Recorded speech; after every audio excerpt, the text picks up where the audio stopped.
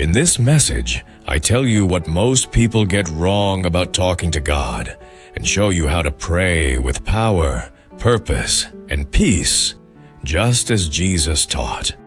One of the most common mistakes people make when they pray is rushing into their requests.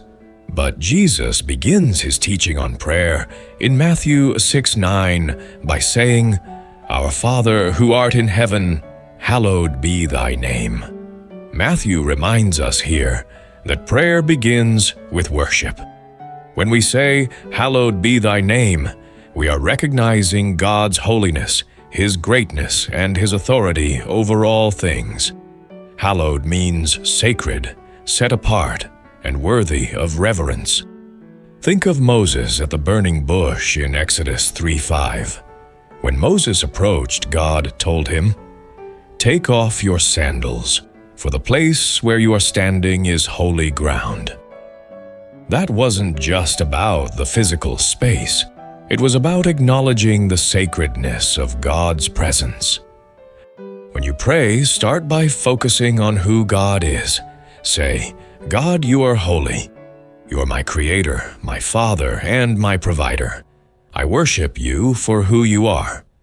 This shifts your perspective and prepares your heart to connect with Him. Prayer is not just about asking.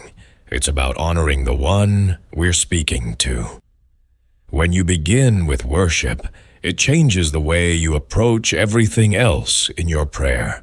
Another common mistake people make is treating prayer like a list of demands. But Jesus teaches us in Matthew 6:10 to pray, "Thy kingdom come, thy will be done, on earth as it is in heaven." Matthew teaches us that prayer is not about convincing God to do our will, but about aligning our hearts with His. Think of Jesus in the Garden of Gethsemane, as Matthew tells us in 26:39. Jesus prayed, "Father, if it be possible, let this cup pass from me. Nevertheless, not my will, but thy will be done."